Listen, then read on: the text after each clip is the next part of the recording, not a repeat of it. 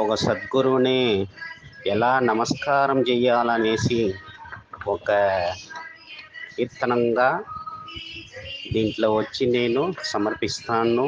అలానే గురుగారునుడి ఆశీర్వాదం అన్నీ మనం తేవాలి. ఓం సర్వమంగళ మహాచంద శివరూప స్థూల సూక్ష్మ కారణ ఓంకార ప్రణవ ఛాదన పాపరోగ విమోచన సర్వసత్కర్య సద్గురు పుండరీక వరదానంద స్వామిని నమః.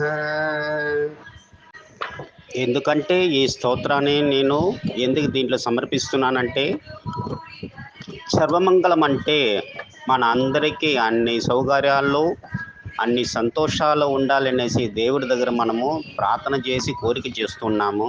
అలానే ఈ సర్వమంగళ మహాచంద శివరూప స్థూల అట్లంటే అన్ని దాంట్లను మానస్వరూపే దైవ స్వరూపాన అనేసి మన గురుగారు శ్రీ పుండరీక వరదానంద స్వామి చెప్పినట్టుగా అందరూ శివరూపమే, అందరు రామస్వరూపమే, అందరి లోపల దేవుడు ఉండాలని చెప్తున్నారు కదా. అదే మన పుండరీక వరదానంద స్వామి చెప్పేది, మాతృదేవో భవ పితృదేవో భవ. మనకు తల్లిదండ్రినే మనకు తెలిసిన కళ్ళ పడే దేవుడు ఎవరంటే మన తల్లిదండ్రినే. అలానే సూక్ష్మగారణ ఓంజార ప్రణవచాదన, ఆ సూక్ష్మంలో ఉండే ఆ మంచిది చెడ్డది మనకి తెలీదు.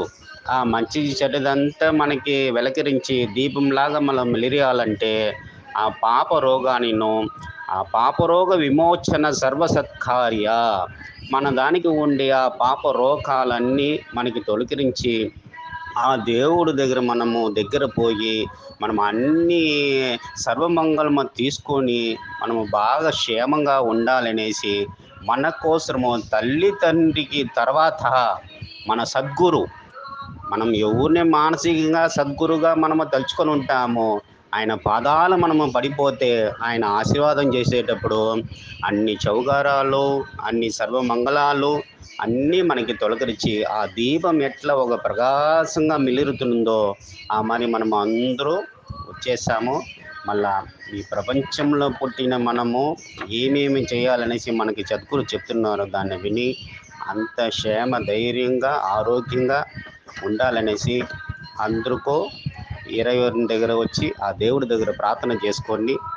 మన గురుగారిని, మన అమ్మవారిని, ఈ అన్ని ప్రపంచంలో ఉండే అందరికీ నమస్కారం.